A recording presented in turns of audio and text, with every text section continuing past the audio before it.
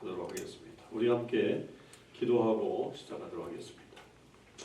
아버지 하나님 감사합니다. 저희들에게 다시 한번 하나님의 말씀을 잘 배우고 또 익힐 수 있도록 인도해 주셔서 감사합니다. 우리의 상황이 참 이 현 시대를 살아가는 우리의 모습이 이 사회 속에서 크리스천으로 살아가는 것이 얼마나 힘든지 저희들은 요즘 계속 많이 느끼고 있습니다. 이럴 때에 집중해서 하나님의 말씀 앞에 설 수 있게 하시고 주의 음성을 듣고 또 이 시대를 향하신 또 더 나아가서 우리 미래를 향하신 하나님의 계획과 뜻을 알 수 있게 하시고 그것에 순종하며 주의 말씀대로 또 계속 나아갈 수 있도록 주님 인도하여 주시옵소서. 이 시간 성령 하나님께서 이 자리에 주관해 주실 줄 믿고 감사드리며 예수님의 이름으로 기도합니다. 아멘. 네, 오늘은 다니엘서 7장을 일곱 번째로 같이 공부해 보도록 하겠습니다. 말씀드린 대로 이제 다니엘서는 1장과 1장에서부터 6장까지와 그다음에 7장에서부터 12장이 이제 확연하게 구분이 되는 그런 성경이죠. 그래서 이 1장에서부터 6장은 거의 이제 역사적인 사건에 대한 이야기들이 주로 이루어졌다고 한다면 여기는 주로 묵시에 관한 묵시와 예언 이런 쪽으로 이제 나오게 되죠. 그래서 이 다니엘서는 완전히 구분이 되는 그런 느낌이 들어요. 그래서 뭐 어떤 사람들은 이게 두 권의 책이 이렇게 묶여진 게 아니냐 뭐 이렇게 보기도 하지만 우리는 전체적으로 이렇게 구성된 것을 보면서 또 하나님의 말씀을 보고 있으니까 한 권의 책으로 이렇게 보게 됩니다. 그래서 이제 7장에서부터는 완전히 이제 새로운 국면으로 이게 이제 진행이 되는데 이 7장은 독특하게 또 중요한 면들이 있습니다.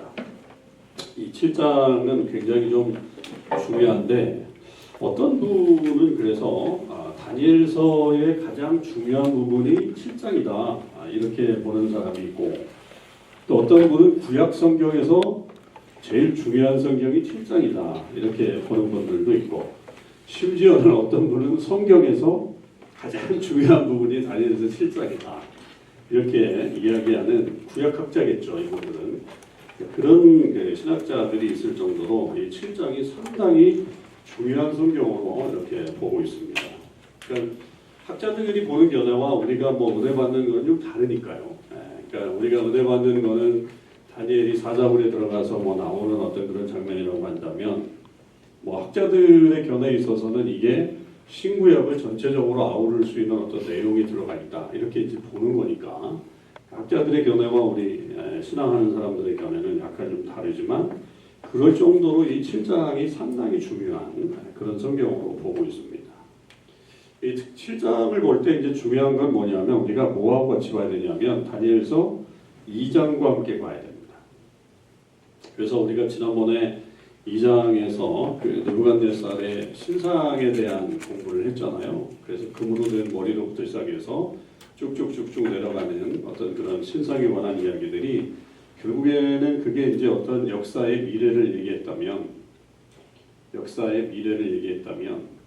그거와 버금가게 지금 이 7장도 역시 그거에 대한 예언이 담겨져 있다. 이렇게 그리고 그게 서로 이렇게 비교해 보면 그 느부갓네살의 신상의 이야기도 4개의 나라에 대한 이야기가 또 있고 그 다음에 오늘 그 7장에 나오는 4짐승의 환상도 역시 4개의 나라로 형성되어 있기 때문에 그 패턴이 되게 같다 이렇게 볼 수가 있습니다.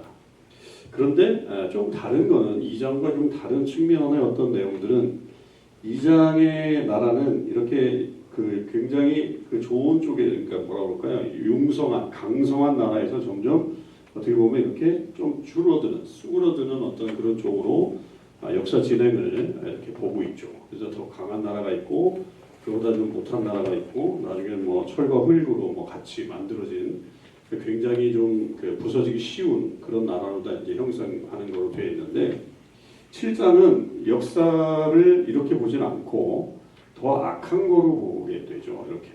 그러니까 어떻게 보면 이게 이제 발전한다기보다는 악이 더 이렇게 확장된다라고 하는 쪽으로 보는 견해가 역사적인 견해가 좀 다릅니다. 그러니까 2장의 역사적인 견해는 세상이 점점 이렇게 타락해가는 어떤 쪼그라드는 쪽으로 이렇게 이해를 했다고 한다면 이 7장의 그 역사적인 어떤 역사를 바라보는 세계관은 점점 세상이 악해진다. 그래서 네 번째 짐승에 와서는 완전히 그냥 도저히 감당할 수 없는 어떤 그런 악이 팽배되어 있는 그런 모습을 보여주고 있다. 그래서 이 어떤 나누는 네 단계로 나누는 것들은 유사하지만 약간 그 역사적인 견해들은 다르다 이렇게 볼 수가 있어요.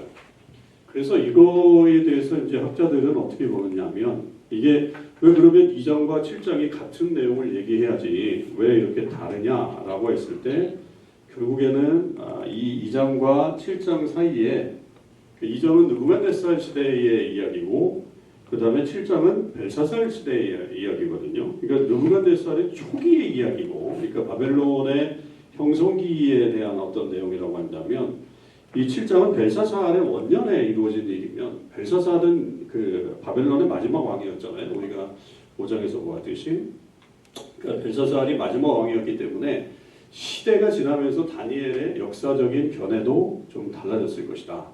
이렇게 보는 그러니까 역사를 보는 어떤 시각들이 좀 달라졌을 것이다라고 이렇게 분석하는 그런 학자들이 있죠. 하여튼 그래도 2장과 7장은 상당히 연관되어 있어요. 그렇기 때문에 우리가 7장을 보시려면 사실은 2장도 함께 계속적으로 보는 그런 훈련이 필요하고요. 7장의 또 하나의 중요성은 뭐냐면 이게 묵시문학이라고 하는 것에 아주 특징적인 요소들이 나타난다라고 하는 겁니다. 이 묵시문학이라고 하는 것은 이 BC 한 300년대부터 AD 100년 정도까지 한 400년 정도를 그 유대 지역에서 발전했던 문학적인 형태예요. 그러니까 우리가 알듯이 이 묵시문학이라고 하는 것은 왜 생겼냐 하면 상시가 상당히 어려운 시절이었어요. 그러니까 그 나라적으로도 어렵고 신앙적으로도 어려운 그런 이거 뭐 거의 이 유대의 어떤 위기에 찾아왔을 때 이 사람들이 문학적인 기술을 발전을 시켰죠. 그래서 그 문학을 통해서 내세관이 발전이 되어 있고 내세관 그러니까 한마디로 말하면 천국이나 뭐 이런 소망에 관한 이야기들이 굉장히 많이 발전이 됐죠. 그래서 이때의 발전된 문학들을 보면 이 묵시문학에서는 주로 어떤 저자가 뭐 혹은 뭐 대표적인 어떤 인물들이 어디를 가냐면 천상에 올라가요. 하늘나라에 올라가서 하늘나라는 이렇다라고 하는 것들을 자꾸만 보여줍니다. 그렇게 얘기를 함으로 인해서 현재 어려움을 당하고 있는 이 사람들을 위로하는 거죠. 야, 너희들이 지금 현재 어려움을 당하지만 나중에 이제 이런 일들이 있겠다. 그래서 사실은 다니엘서가 영향력도 좋겠지만 영향을 받은 것 중에 하나가 에녹서라는 게 있어요. 이게 이제 묵시문학의 아주 대표적인 어떤 하나의 형태죠. 이게 우리 성경의 정경에 들어오지 못하죠. 너무 이렇게 너무 상상의 어떤 그 허구적인 얘기들이 좀 많아서. 근데 이제 이 중에도 이 다니엘서에 나와 있는 오늘 가령 인자 같은 이라든지 그 다음에 또 영원히 계시는 하나님에 대한 묘사 같은 거는 거의 에녹서하고 유사해요. 그러니까 그 당시에 하나님에 대한 어떤 인식이 그렇게 이제 발전될 수 있을 정도로다가 그렇게 되어 있는 거죠. 근데 이 묵시문학이 그런 쪽으로 발전됐는데 이 다니엘서는 하늘나라에 간 이야기가 없어요. 그죠? 다니엘서는 7장에서부터 우리가 12장까지 봐도 다니엘이 하늘에 올라갔더니 하늘 천국에 올라갔더니 이러이러하더라. 이런 얘기는 없다는 거죠. 그래서 오히려 정경성을 인정받는지도 모르겠어요. 다니엘서가. 그러니까 너무 허구적인 요소들이 아니라 우리가 좀 상식적으로도 이해가 될 수 있는 그런 말씀들이 있기 때문에 그런 것들이 있다고 보는 거고 또 하나는 되게 특이한 게 그 다니엘서는 언어가 두 개가 되어 있었다고 그랬잖아요. 히브리어, 그 다음에 중간에 아람어, 그 다음에 다시 히브리어예요. 그러니까 이렇게 되어 있어요. 그러니까 처음에 이 히브리어로 되어 있고 중간에 아람어로 되어 있고 그 다음에 세 번째 다시 히브리어로 돌아와요. 근데 히브리어로 돌아오는 요 시작점이 어디냐면 8장이에요. 그 다음에 아람어의 끝이 7장이에요. 7장 마지막이에요. 그런데 우리가 알듯이 어떻게 구분을 해요? 다니엘서는 1장에서부터 6장, 7장에서부터 12장이 너무 대변되잖아요. 확 갈라지는 어떤 그런 성경인데 되게 재밌는 거는 이렇게 기록되어 있는 이 앞에 부분은 히브리어지만 물론 요 아람어로 기록되어 있는 요 부분이 7장이 사실은 여기 앞부분에 포함될 정도로다가 아람어로 되어 있다는 거죠. 그러니까 이게 상당히 의미 있는 이 7장이다라고 하는 겁니다. 그래서 어떤 사람들은 이 7장을 앞부분에 붙여야 된다. 앞부분에. 왜냐하면 언어가 같은 언어니까. 오늘날로 얘기하면 한국어로 이렇게 기록되어 있는 거니까 그러니까 영어로 기록되었다가 한국어로 기록되었다가 다시 영어로 기록되어 있는 어떤 그런 언어라고 한다면 그런 패턴이라고 한다면 당연히 그러면 한국말로 되어 있는 어떤 그 내용 그러니까 아람어로 되어 있는 내용이 같은 맥을 유지하고 있을 것이다 라고 하는 게 추정할 수 있는 어떤 뭐 우리 충분히 그렇게 추정할 수 있는 그런 내용들이 되는 거죠. 그러니까 이 7장이 되게 아주 특별한 본문이라는 거죠. 언어 자체도 다르지만 그러나 이걸 앞부분에 붙이기보다는 뒷부분에 붙여야 되는 어떤 그런 내용들이 있고 그리고 이것이 2장과 아주 긴밀한 연관이 있고 그리고 더 나아가서 이 묵시문학이라고 하는 것을 알려주는 어떤 대표적인 거고 그래서 결국은 신약학자들이 신약의 그 저자들이 가장 많이 인용하고 있는 성경 중에 하나가 다니엘서입니다. 예수님도 많이 인용했죠. 특히 이제 예수님이 가장 많이 우리가 잘 알듯이 인용한 것 중에 하나가 뭐예요? 인자죠, 인자. 이 인자란 개념이 다니엘서 7장에 나옵니다. 그러니까 여기에서부터 나왔기 때문에 이 다니엘서가 예수님에게도 상당히 중요했고 신약의 저자들에게 특히 이제 이게 누구에게 이제 가장 또 나아가요? 요한계시록. 요한계시록과 상당한 연관성을 가지고 있는 그런 성경이 됩니다. 요한계시록도 묵시문학이죠. 묵시서입니다. 그래서 그런 모습들이 있죠. 한국도 여러분 우리가 이걸 왜 경험했느냐 하면 그 일제시대 때 교회에서 가장 많이 설교된 본문 중에 하나가 다니엘서는 물론 아닌데 한국 역사적으로 보면 한국 교회 역사에서 보면 가장 많이 설교된 본문들이 어디예요? 출애굽기하고 요한계시록이죠. 그러니까 그때의 그 일제 시대의 암울한 그 시대적인 배경 속에서 우리가 어떻게 하면 믿음을 이겨낼 수 있을까라고 하는 것을 공부하다 보니까 결국 가장 매치가 잘 된 게 출애굽기가 당연히 이제 그 애굽을 출애굽하는 거에 이제 달려 있으니까 많이 설교를 할 수밖에 없는 거고 그 다음에 계시록이에요. 이게 묵시록이니까. 그러니까 이렇게 어려운 시기를 우리가 참으면 하나님의 놀라우신 역사가 일어나게 될 것이다라고 하는 것을 많이 설교를 했다. 그래서 일제시대 교회사 쪽에서는 이 계시록 설교가 상당히 많았죠.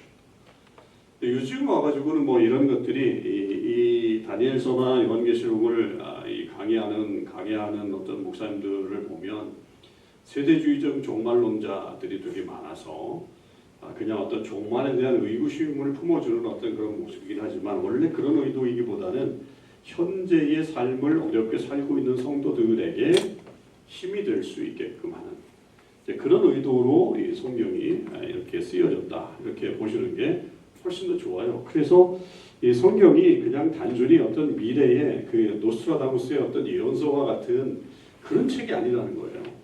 이거를 읽으면 몇 년도에 종말이 오고 몇 년도에 무슨 일이 있고 몇 년도에 무슨 이런 거에 여러분 현혹되시면 안 됩니다. 설령 그들의 말이 하나 정도는 맞을 수 있다고 쳐도 설령 그럴 수 있겠죠. 한 1000가지 100가지를 얘기해 놓으면 그 중에 하나는 우연히 하나 맞을 수 있을 수 있는 확률이 있는데 그게 설령 하나 맞는다고 할지라도 그게 전체적인 어떤 예언을 우리에게 말해줘가지고 몇 년도에 어떻게 되고 몇 년 후에는 어떻게 되고 이런 것들을 말해주지는 않는다.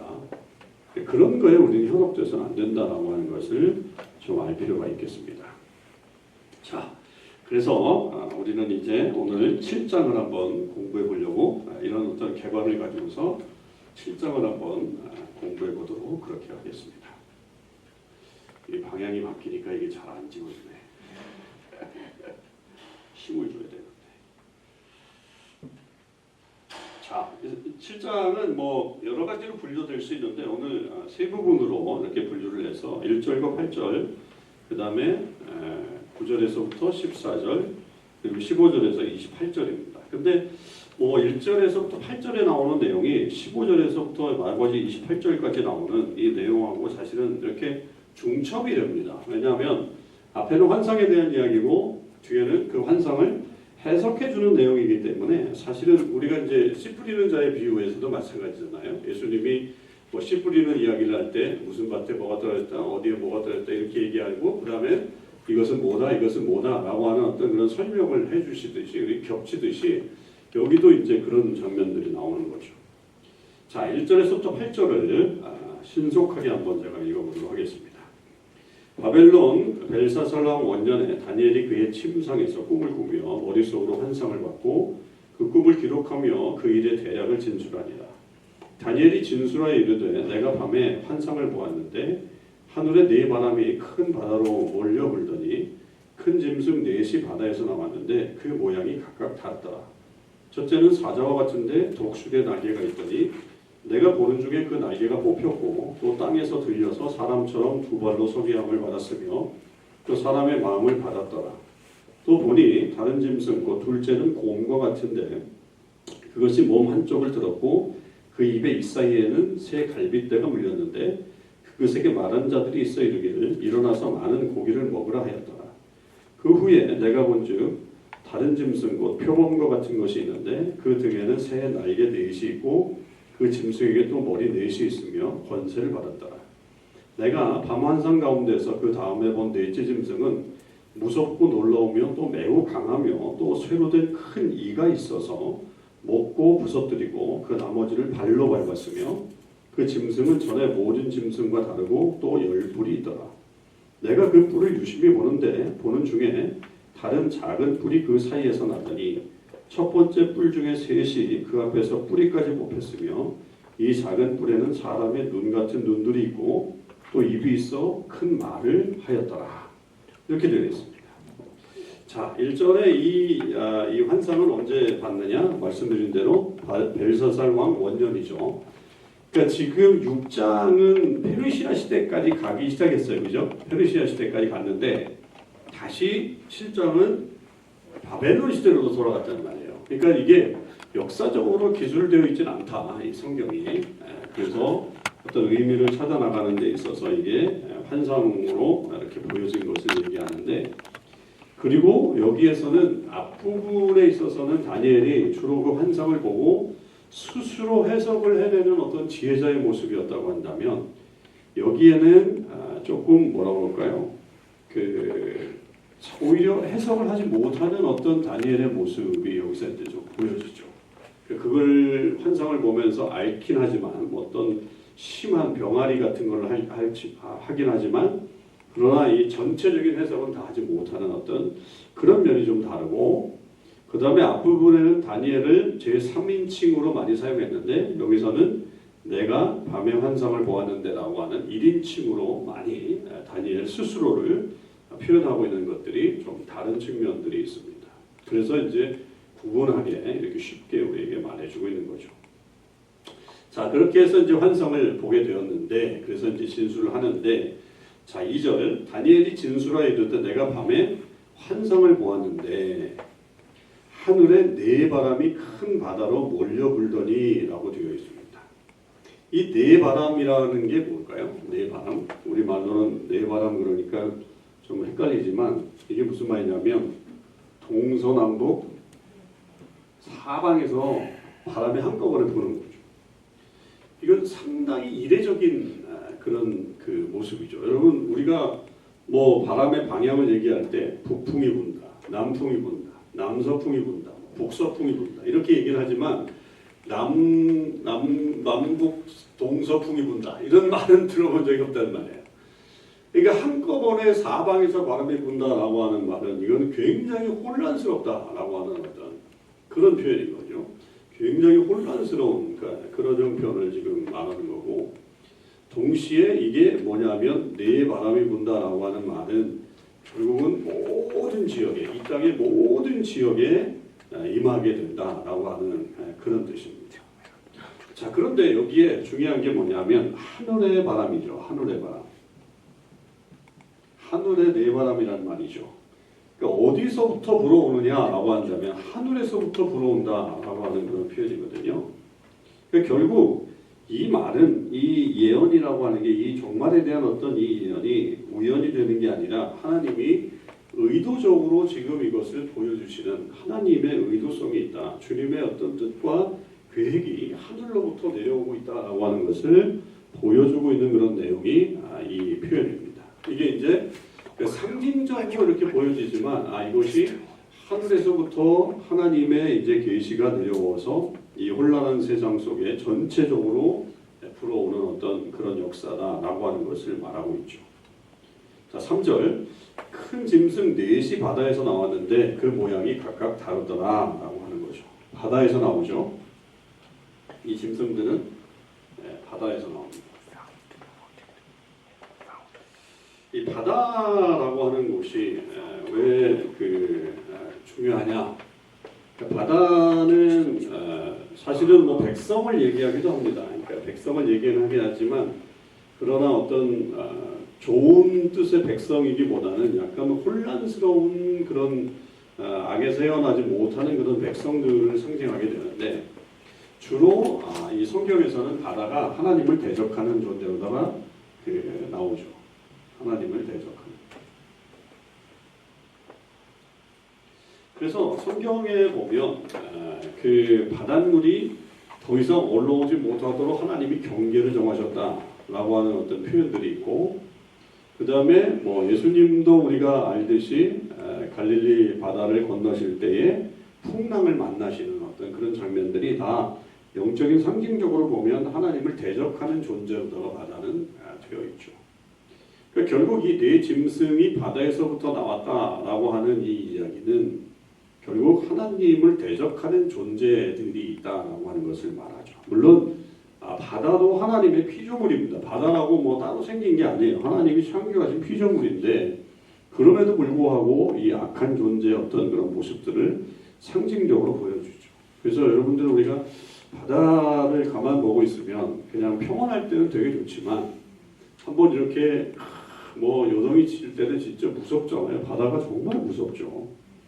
그리고 바다는 또 언제 무서워요? 밤중에 무섭잖아요. 밤중에 가면 그 파도 치는 소리만 들어도 되게 이렇게 좀 이렇게 두려움에 사로잡히는 어떤 그런 모습들이 우리 가운데 있긴 하죠. 그래서 이 바다가 결국 이런 어떤 하나님을 대적하는 존재의 상징적인 표현이 있어서 이 짐승 넷이 바다에서부터 나오게 됩니다.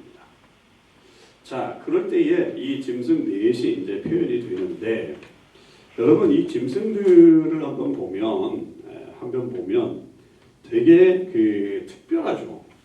첫 번째 짐승은 첫 번째 이게 왜 이렇게 다 안 나와?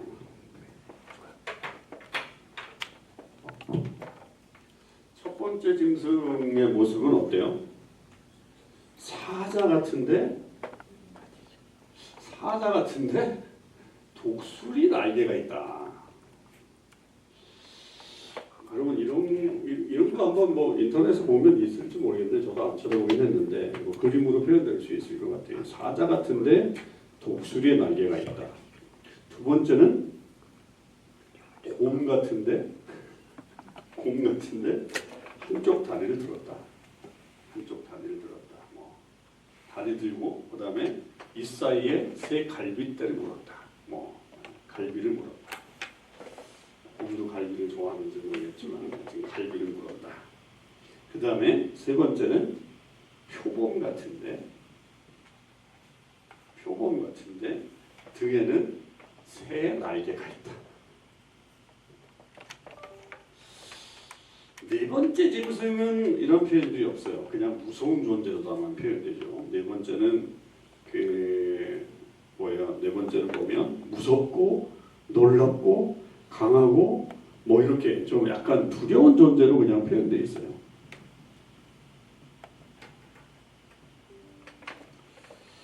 그러니까 이제 이것 때문에 사람들이 이제 막 헷갈려하는 거죠. 과연 이게 뭐냐라고 하는 거예요. 그런데 우선 여러분 이거를 좀 아셔야 되는 건 뭐냐면 이렇게 사자 같은데 독수리의 날개가 있고 표범 같은데 새의 날개가 있다. 이거는 소위 말해서 무슨 짐승인 거예요? 기형이죠, 기형. 네, 그죠?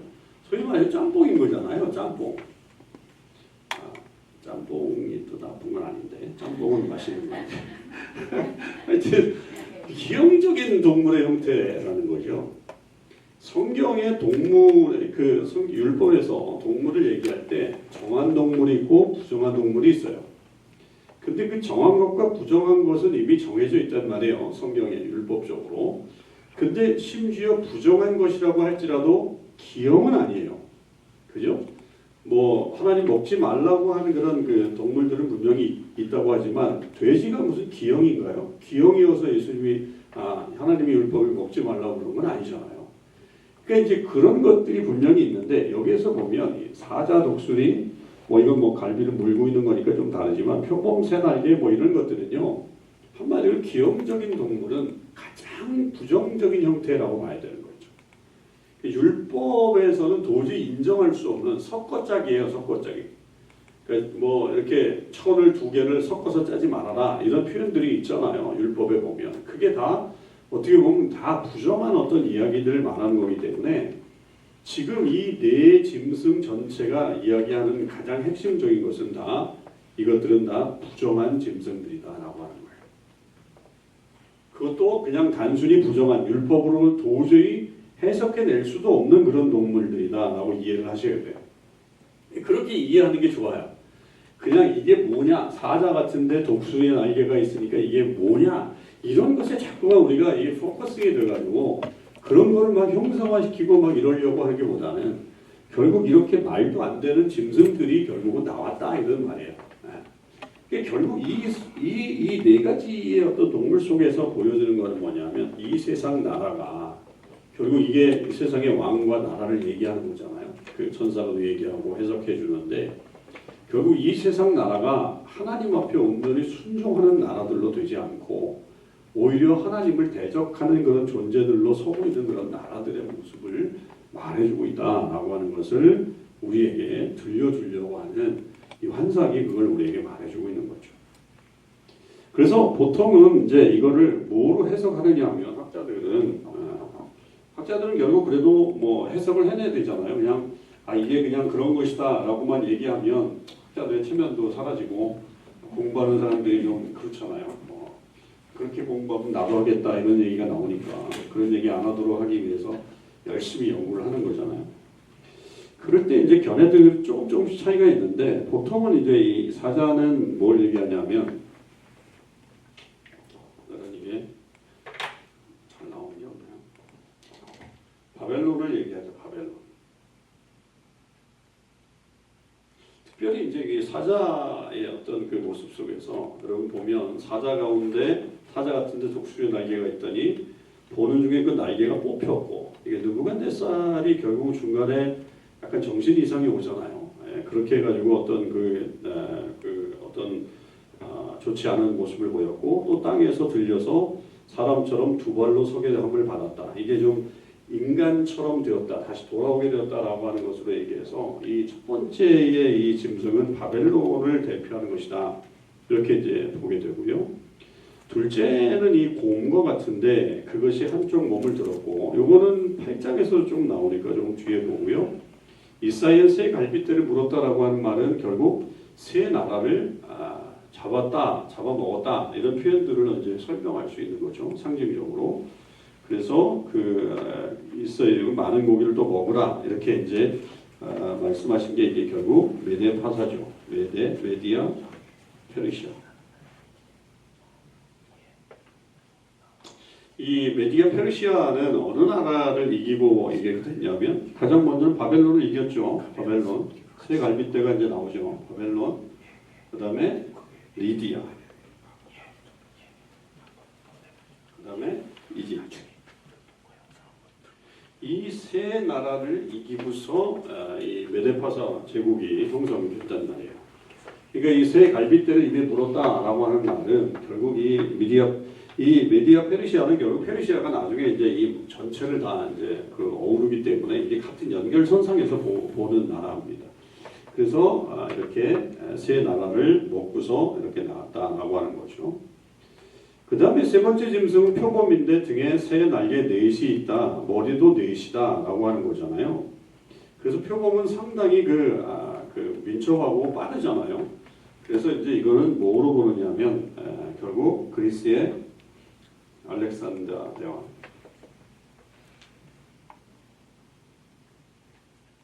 알렉산더를 보죠. 알렉산더가 일찍 죽은 이후에 그의 나라가 몇 나라로 갈라졌어요? 네 나라로 나뉘었죠. 네 명의 그 왕들이 나오게 돼가지고 결국은 알렉산더는 뭐 그렇게 오래 통치를 못했지만 상당히 엄청난 왕이었기 때문에 그래서 결국은 이 제국은 세 번째는 이게 그리스를 말하는 것이다.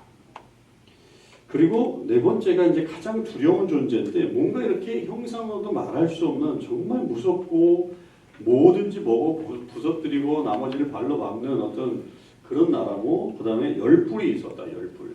그러니까 열뿔은 10명의 왕을 얘기한다 이렇게 보는데요. 뭐 그 10명이 누구냐라고 뭐 말할 수는 없지만 하여튼 10이라고 하는 숫자도 완전수에 해당하니까 그래서 결국은 이게 뭘 얘기하냐면 로마를 얘기한다.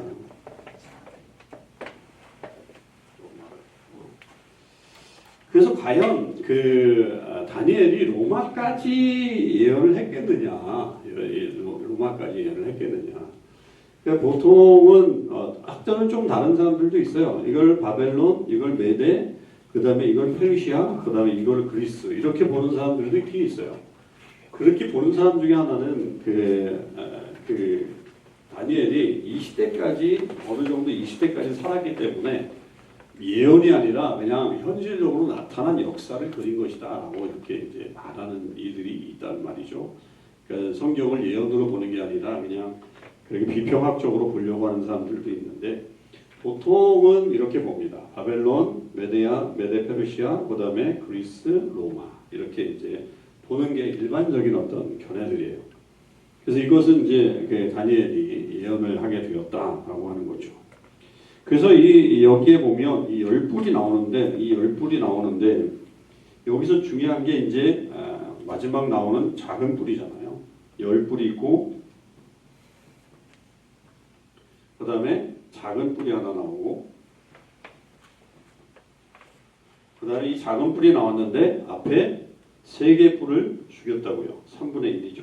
3분의 1을 처리하고 그 다음에 그 입이 상당히 큰 어떤 그 작은 뿔에는 사람의 눈 같은 눈들이 있고 입이 있어서 큰 말을 하게 되는 어떤 이 존재가 상당히 강한 존재로 나옵니다.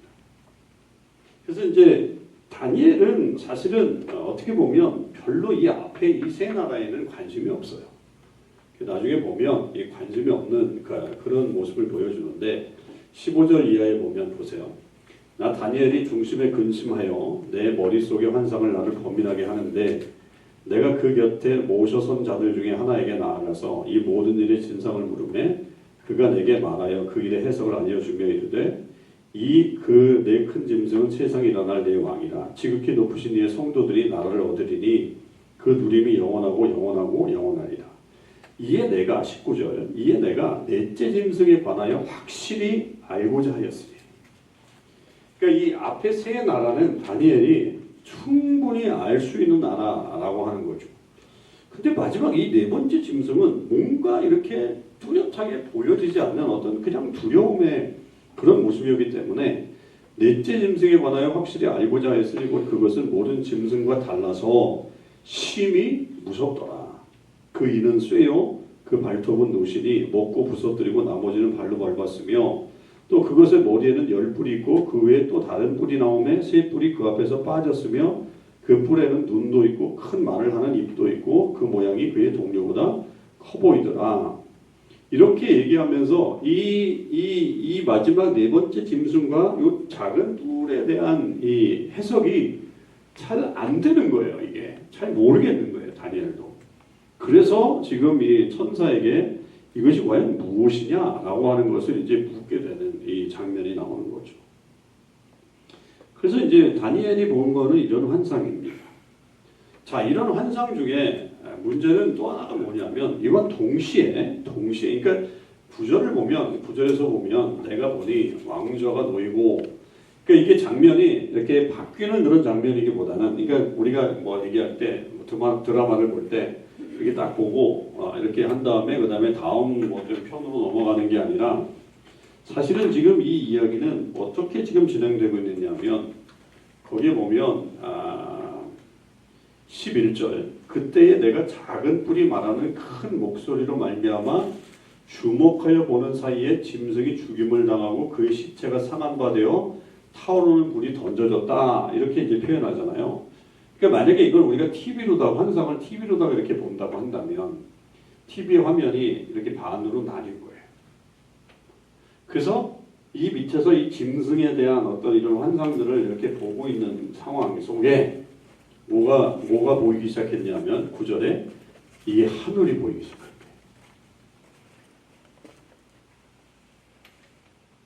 이게 신비로운 거죠. 여러분 이게 어디에서 동일하게 나오냐면 요한계시록 4장에서부터 보이는 하늘나라의 천상의 그 모습이 바로 그런 모습이에요. 그러니까 이게 딱 이 장면이 끝나고 이게 보이는 게 아니라 이것과 동시에 이게 보이는 거예요. 이거는 뭐 기가 막힌 하나의 그런 모습이죠. 그러니까 이건 오늘날로는 충분히 이렇게 여러분 화면에 뭐 이렇게 두 사람이 만나지도 않는데 이렇게 겹쳐서 보이는 뭐 이런 장면들도 있고 막 그러잖아요. 요즘 드라마에 보면. 그렇듯이 이 짐승들에 대한 환상을 보고 있는데 이 왕좌가 보이기 시작합니다. 하늘에 이 계시가.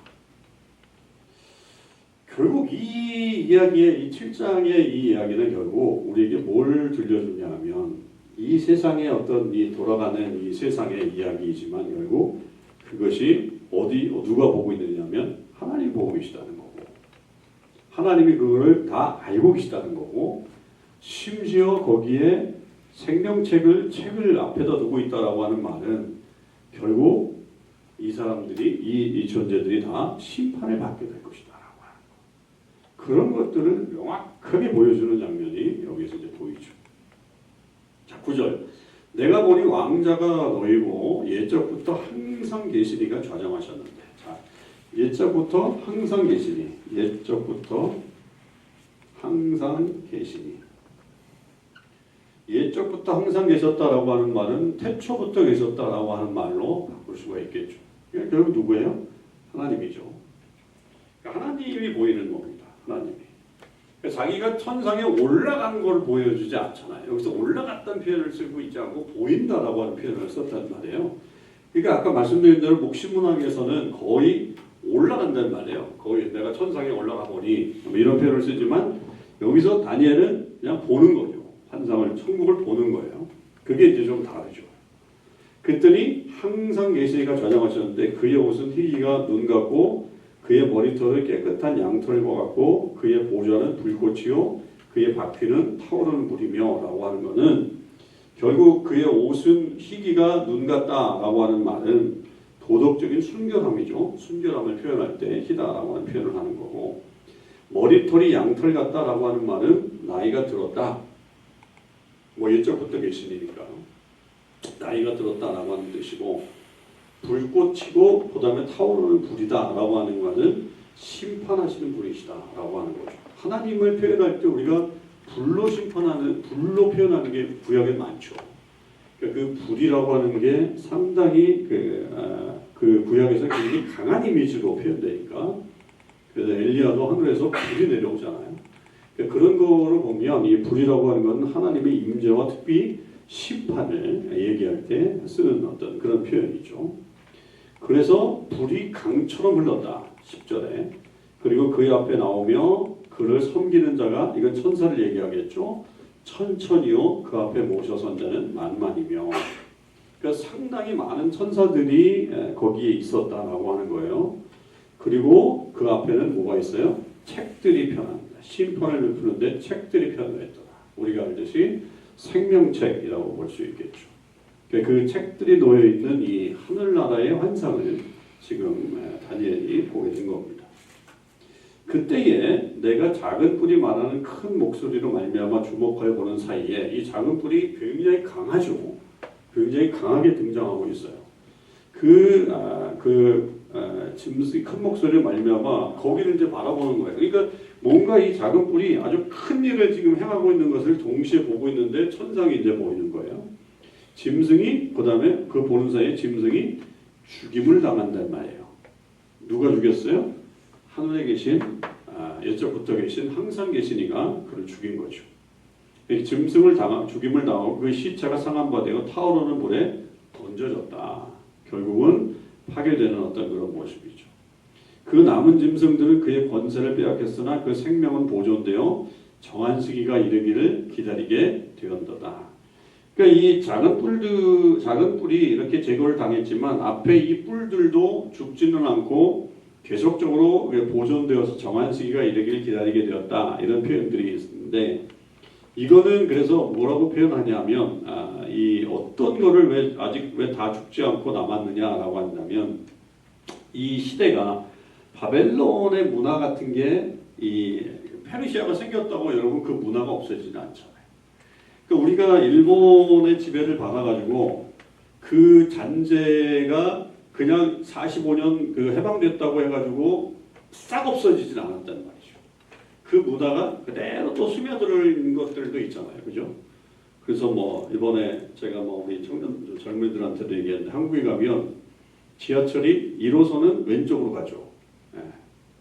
아십니까? 지하철이 1호선은 왼쪽으로 갑니다. 2호선부터는 오른쪽으로 갑니다. 제가 가만히 생각해 봤어요. 여기는 좌측 통행 안 하죠. 절대로. 여기는 우측 통행하잖아요. 근데 한국은 어릴 때부터 저희들은 배우기를 좌측 통행을 배웠어요. 제가 어릴 때도 보면 좌측 통행해야 된다. 이렇게 얘기를 해가지고 늘 그렇게 배웠대요. 다 이게 어떻게 보면 일본의 문화인 것 같아요. 왜냐하면 일본은 다 왼쪽으로 다니잖아요.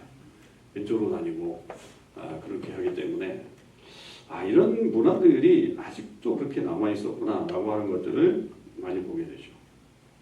그걸 못 바꾸는 이유가 그걸 바꾸려면 돈이 어마어마하게 들 거 아니에요. 그러니까 왼쪽으로 다니는 기관차를 오른쪽으로 돌려 세우려면 뭐 그거 낭비하느니 그냥 왼쪽으로 다니게 그냥 내버려 두는 게 낫다. 이게 하는 게 낫겠죠. 그래서 요번에 제가 무궁화를 타고 대구를 내려갔었는데 무궁화도 왼쪽으로 다니던데요. 근데 KTX는 오른쪽으로 다니더라고요. 그게 좀 다른 것 같아요. 그러니까 그런 것들이 이제 요즘 시대는 이제 달라지는데 그런 문화가 없어지는 게 쉽지 않다는 거죠. 그러니까 마찬가지로 여러분 로마 시대의 문화라고 하는 건 거의 그리스 문화가 들어왔죠. 그러니까 문화가 오버랩되면서 당장은 없어지지 않는 어떤 그런 모습들을 이런 것을 말하는 것이다. 그러니까 소멸되는 영원히 그의 권세가 소멸되거나 이렇게 될 때까지 어느 정도 시간이 좀 걸리는 것이다. 이렇게 이제 보는 거고요. 자, 그렇게 됐을 때에 또 하나의 환상이 여기서 이제 보이죠. 이 위쪽에서 그게 뭐가 보이냐면 결국 인자 같은 이가 나오는 거죠. 13절에 인자 같은 이가. 자, 그러면 인자면 인자지 뭘 또 인자 같은 이냐? 그러면 이게 뭐냐? 그 예수님은 분명히 당신을 스스로 지칭할 때 인자라고 표현했지 인자 같은 이라고 표현하지는 않았단 말이에요. 그러니까 여기서 인자라는 말이 이제 처음 나오는데 이 표현을 보면 여러분 이 짐승을 표현할 때도 다니엘은 어떻게 표현했어요? 사자 같은데 독수리 날개를 가졌고 표범 같은데 새 날개를 가졌고 이렇게 표현했잖아요. 그러니까 이게 뭐예요? 이 앞에 사실은 방점이 있는 거죠. 방점이 여기에 있는 거예요. 그러니까 인자 같으니라고 하는 말에는 결국 인자라는 말이에요. 인자. 사람이라는 말이죠. 사람. 그러니까 사람이라고 하는 게 이제 현상에서 이제 보여지는 거예요. 사람이 보여지는 거예요. 그래서 하늘 구름을 타고 옛적부터 항상 계신 이에게 나와서 그 앞에 인도됐다. 그러니까 인자가 하나님의 보좌 앞으로 나오게 되는 그런 장면들을 보게 된 거예요. 이 환상 중에. 그러니까 이 짐승이 죽고 뭐 이런 것들이 나오는 중에 그렇게 되면서 그에게 뭐가 주어져요? 권세와 영광과 나라를 주고 모든 백성과 나라들과 다른 언어를 말하는 모든 자들이 그를 섬기게 하였으니 그의 권세는 소멸되지 아니하는 영원한 권세요 그의 나라는 멸망하지 아니할 것이다. 이걸 보면 우리는 딱 보면 생각나는 게 결국 인자는 예수님을 가리키는구나라고 하는 것으로 우리는 뭐 충분히 이제 여기서 이제 이해가 되죠. 근데 천사가 이것을 해석해 줄 때는 이거를 뭐라고 해석하냐면 사실은 성도들로 해석을 해요. 야, 이게 조금 이 다니엘서에서는 되게 어려운 겁니다. 되게 어려운 장면이에요. 그러니까 더군다나 21절에도 보면 내가 본 적 이 뿔이 성도들과 더불어 싸워 그들에게 이겼더니 라고 하면서 이야기하고 있고 그리고 이게 나중에 보면 결국 지극히 높으신 이의 성도를 괴롭게 할 것이며 라고 할 때 이 성도라고 하는 말을 사용하게 됩니다. 그래서 이것은 결국 예수님과 함께하는 우리의 그 통치의 그런 모습 아니냐. 그러니까 예수님은 당신을 인자라고 표현을 했고 그리고 그 예수님을 믿는 사람들도 역시 예수님과 같이 이 세상을 통치하게 되는 그런 역사가 마지막 때 이루어지게 될 것이다 라고 하는 그런 장면으로 이해하게 되는 그런 내용이죠. 그러나 명시적으로 인자라고 한다면 여기 나라와 권세와 영광을 가지고 계시다라고 하는 것은 결국 예수님을 말하는 것은 뭐 분명해 보이는 것 같습니다. 그래서 예수님의 이게 초림이냐 재림이냐라고 하는 것에 어떤 그런 좀 차이가 있을 뿐이지 그것은 분명히 뭐 더군다나 구름 타고 오신다 그러면 이거는 재림의 어떤 주님의 모습을 우리가 분명히 상상해 볼 수 있는 거기 때문에 초림은 아기의 모습으로 왔지만 재림은 구름을 타고 오신다라고 한다면 이게 결국 마지막 때에 관한 예언이다. 마지막 때. 그렇게 이해를 하게 되는 거죠. 그래서 그의 권세가 영원하고 그의 나라는 멸망하지 않는 그런 나라가 될 것이다 라고 하는 것을 말하죠. 자, 그러면서 이제 쭉 그 넷째에 대해서 이제 관심이 많았는데 자, 결론적으로 가봅시다. 23절 모신 자가 이처럼 이르되 넷째 짐승은 곧 땅의 넷째 나라인데 이는 다른 나라들과는 달라서 온 천하를 삼키고 밟아 부서뜨릴 것이며 그 열불은 그 나라에서 일어날 열 왕이요, 그죠? 10명의 왕을 얘기하는 거예요. 그 후에 또 하나가 일어나리니 그가 먼저 있던 자들과 다르고 또 새 왕을 복종시킬 것이며 그가 장차 지극히 높으신 이를 말로 대적하며 또 지극히 높으신 이의 성도를 괴롭게 할 것이며 또 그가 때와 법을 고치고자 할 것이며 성도들을 그의 손에 붙임 바 되어 한 때와 두 때와 반 때를 지내리라. 그래서 이 작은 뿔이 누구냐라고 한다면 결국은 우리가 잘 알듯이 뭐 적그리스도다 이렇게 표현할 수밖에 없습니다. 뭐 로마의 누구를 얘기한다 뭐 이렇게 뭐 표현하기보다는 결국 이게 마지막 때에 대한 예언으로도 우리가 본다면 결국 이것은 하나님을 대적하는 적그리스도다. 적그리스도가 하는 일 중에 이 3분의 1을 제거하는 거예요. 10뿔 중에 3뿔을 제거한다는 말은 3분의 1을 제거한다는 거예요. 그러니까 그만큼의 이 적그리스도의 능력이 상당하다라고 하는 것을 말하죠. 그래서 그를 복종시키는 정도로다가 상당히 강하고 때와 법을 고친다라고 했을 때 이 때는 종교적인 절기를 말하는 거고 그 다음에 이 법은 결국 종교 자체를 말한다고 한다면 종교적인 자유를 이들에게서 빼앗는 거예요. 빼앗는 거죠. 이 적그리스도의 역할은 결국 하나님을 믿지 못하게 하는 그런 모습을 갖게 하는 것이 바로 이 적그리스도의 역할이고 그 다음에 한 때와 두 때와 반 때를 지난다라고 하는 말은 보통 성경에서는 이게 3년 반을 얘기합니다. 그러니까 이제 다니엘서도 마찬가지고 여러분 요한계시록도 마찬가지인데 이렇게 딱딱딱 떨어지게 돼서 3년 반 이렇게 얘기하니까 3년 반을 언제부터 언제가 3년 반이냐 이런 것에 대한 관심들을 되게 많이 가져요. 제가 뭐 예전에도 얘기했지만 제가 중학교 때 제가 종말론 강의를 듣고서 진짜 너무 좋다, 뭐 좋다, 뭐 또 놀랍다 이런 분이 있어요. 그분은요 모든 역사를 7로 풀어요. 7로. 와, 7로 풀어서 그때 당시에 예수님이 언제 오느냐, 예수님이 재림의 날짜까지 포함을 해가지고 했는데 쭉쭉쭉 7로 풀더니 몇 년도예요? 1980 몇 년도 나온다고, 84년도 나온다고 막 그래가지고 와, 제가 중학생 때 얼마나 이게 충격이 왔는지 제 친구들을 다 전도를 했다니까요. 야, 종말이 온다. 이분이 우리 교회 와서 설교를 했는데 와, 아마 제가 설교 노트도 아마 있을 거예요 지금. 그렇게 풀어나가더라고요. 완전히 뭐 7로 모든 걸 그냥 다 해결한다. 7로. 7이니까 뭐 우리 또 되게 좋아하잖아요. 7. 6으로 풀지 않고 7로 푸니까.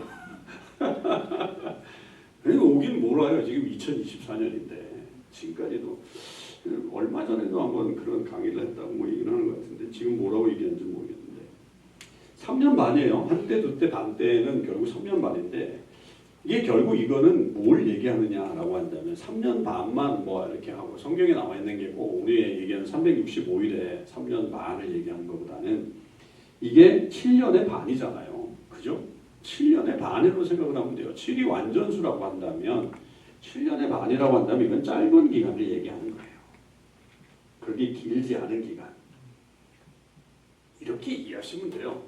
그거를 꼭 뭐 언제부터 언제까지냐 이렇게 자꾸만 우리가 7년대 환란 막 이러니까 그러면 언제부터 딱 이 세상에 7년이 이루어지는 거니까 그러니까 그런 식으로 성경을 보기 시작하면 우리는 스스로가 오류에 빠지게 돼요. 왜냐하면 안 맞잖아요. 맞을 수도 있지만 안 맞는 확률이 더 높아요. 어떻게 그러니까 사람들이 안 맞으니까 꾸역꾸역 갖다 맞추잖아요. 이렇게 그냥 이렇게 한번 이렇게 갖다 대보잖아요.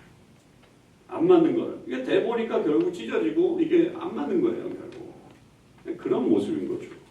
그냥 이거를 한때, 두때, 반때라고 그러면 7년의 반이구나 라고 한다면 이거는 그렇게 길지 않은 기간이구나. 그냥 반토막이라고 생각하면 이 작은 뿔의 어떤 이 성도를 괴롭히는 그 시기들은 정해져 있는 거구나. 정해져 있는 거구나.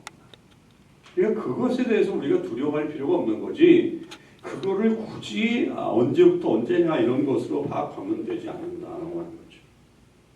그러고서는 심판이 시작돼요. 26절. 심판이 시작되면 그는 권세를 빼앗기고 완전히 멸망할 것이요. 나라와 번세와 원천한 나라들의 위세가 지극히 높으신 이의 거룩한 백성에게 붙임받으리니. 여기서 이제 성도들로 나오잖아요. 성도들. 아까는 한 분에게 집중되어 있었다고 한다면 여기서는 성도들에게로 향해져 있기 때문에 거룩한 백성에 붙임받으리니 그의 나라는 영원한 나라이다. 모든 권세 있는 자들이 다 그를 섬기며 복종하리라. 그 말이 이에 그친지라. 나 다니엘은 중심에 번민하였으며 내 얼굴빛이 변하였으나 내가 이 일을 마음에 간직하였느니라. 이게 조금 얘기하면 열병을 앓는 거죠.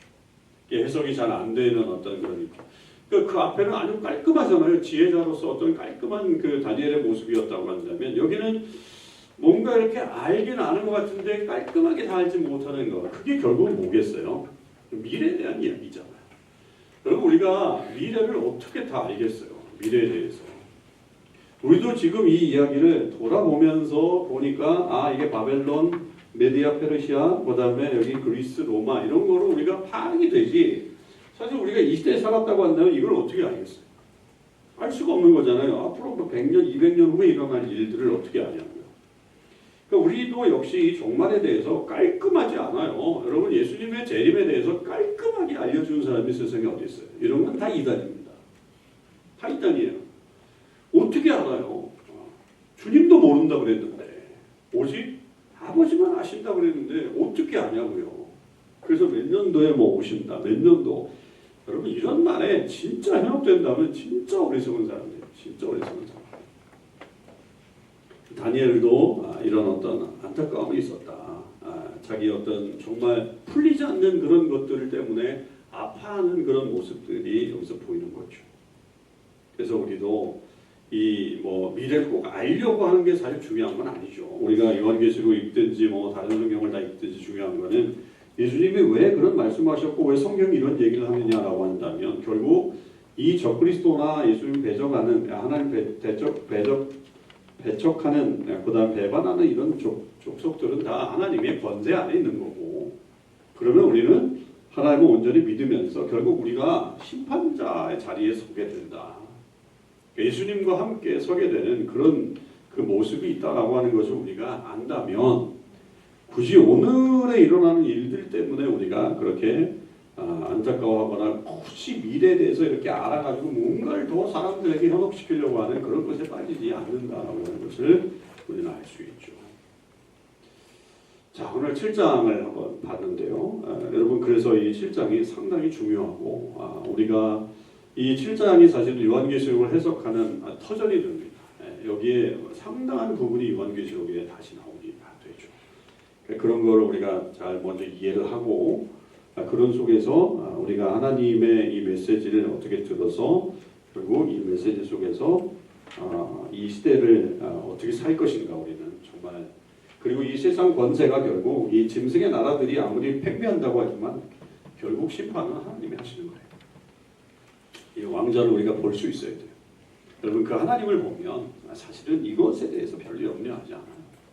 우리가 그 믿음 갖고 살아가야 되고 이 세속 사회에 대해서 우리가 너무 두려워하거나 그럴 필요가 없어요. 하나님이 결국 심판하시면 끝나는 거죠. 하루아침에도 망하는 나라들이 있는데요. 그렇다고 한다면 우리가 계속해서 우리의 믿음을 지켜나가는 그런 일들을 해나가야 되고 하나님 앞에 순종하며 살아나가는 저와 여러분의 삶이 되시기를 바랍니다. 우리 함께 기도하고 마무리하죠. 오늘 기도할 때 하나님 이 세상을 다스리시는 분은 하나님이십니다. 저희들도 다니엘처럼 천상의 환상을 보게 하시고 하나님이 심판자이심을 믿게 하시고 우리가 이 사악한 세력의 어떤 그런 모습 앞에서 좌절하지 않게 하시고 정해진 시기에 그들은 활동하지만 결국 때가 되면 하나님의 심판이 이루어지고 우리가 그 마치 예수님과 같이 인자 같은 이와 그 모습 속에서 우리도 그 자리에 권세와 능력을 가진 자로서 설 수 있다고 하는 확신을 갖고 우리가 하나님 앞에 한번 힘차게 이 말씀 가지고 기도하도록 하겠습니다. 한 1분 정도 기도하죠. 아버지 하나님 감사합니다. 저희는 하나님 말씀을 다시 한번 들었습니다. 살아계신 하나님, 역사하신 하나님, 이 시대에도 끊임없이 함께하신 하나님, 아무리 이 세상이 강한 권세를 가지고 있고 로마와 같이 무서운 그런 나라의 권력을 가지고 있다 할지라도 하나님의 심판대 앞에서는 아무것도 아님을 저희들이 깨달았습니다. 아버지 하나님, 그 하나님을 부영하는 때가 되게 하시고 하나님의 역사를 주관하심을 우리가 믿으며 나아갈 수 있게 하시고 아무리 강한 작은 뿌리라도 하나님 앞에서는 아무것도 아닌 것을 우리가 깨달으며 나아갈 수 있게 하여 주옵소서. 궁극적으로 우리를 지키시고 또 우리 가운데 역사하시는 하나님을 바라볼 수 있게 하시고 주의 은혜 가운데 아버지 이 땅에서 승리하며 살아가는 저희들이 될 수 있도록 하나님 저와 주시옵소서. 우리도 영원히 아버지 통치자로 서게 될 것입니다. 주님과 함께 하나님 그럴 때에 우리가 결코 두려워하지 않고 아버지 하나님 정말 우리의 삶을 풍성하게 살아가는 또 하나님 이 땅에 그런 우리의 사명을 깨닫고 살아가는 주의 사람들이 될 수 있게 인도하여 주시옵소서. 하나님 감사합니다. 오늘 저희들 다니엘서 7장을 통해서 역사 가운데 운행하시는 하나님을 봤습니다. 그 하나님이 아무리 강한 나라라고 할지라도 다 심판하시고 또 주관하심을 믿습니다. 그리고 또 궁극적으로 인자 같으니 예수님과 또 우리 모든 성도들에게 이 권세를 허락해 주셨사오니 아버지 우리가 그 믿음 갖고 아버지 이 땅 가운데서도 하나님의 자녀로서 또 하나님의 역사를 이루는 사람들로서 담대하게 살아가는 저희들 되게 하여 주시옵소서. 이 시대가 많이 악합니다만 하나님의 주권 아래에 있음을 믿습니다. 아버지 그것을 믿으며 담대하게 우리의 신앙을 증거할 수 있게 하시고 또 사람들 앞에서 부끄러워하지 않는 주의 종들이 다 되게 하여 주시옵소서. 감사드립니다. 우리 주님 예수 그리스도의 이름으로 기도하옵나이다. 아멘. 이것으로 강의를 마치겠습니다. 감사합니다.